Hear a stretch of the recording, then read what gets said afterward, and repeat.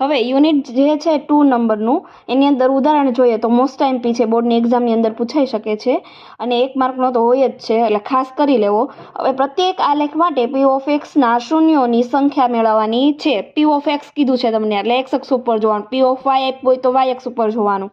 ચાલો એક્સ અક્ષ એટલે આડી અક્ષ, એના ઉપર જુઓ તો કેટલા બિંદુમાં છેદે તો કે અહીંયા 1, એટલે જવાબ શું આવશે તમારો 1. હવે અહીંયા જુઓ તો એક્સ અક્ષ ઉપર 1 અને 2 તો કેટલા આવશે? અહીંયા 1 બિંદુ અને અહીંયા 2 બિંદુમાં છેદે એટલે કેટલા આવશે જવાબની અંદર 2. પછી અહીંયા જુઓ તો 1, 2 અને 3 તો કેટલા આવશે જવાબ 3. પછી અહીંયા 1.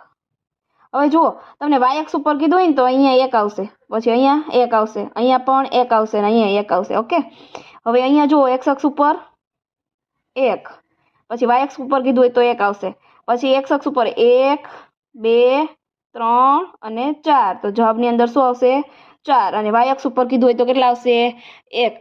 તો આ રીતનો જે 1 માર્કનો સમ હોય છે એટલે એમસીક્યુ ખાલી જગ્યા ખરા ખોટા અથવા ગમે એમાં હોઈ શકે, એક વાક્યમાં પણ હોઈ શકે, તો 1 માર્ક તમારે જવા દેવાનો છે નહીં. બોર્ડની એક્ઝામની અંદર હશે ને હશે જ. Okay, thank you.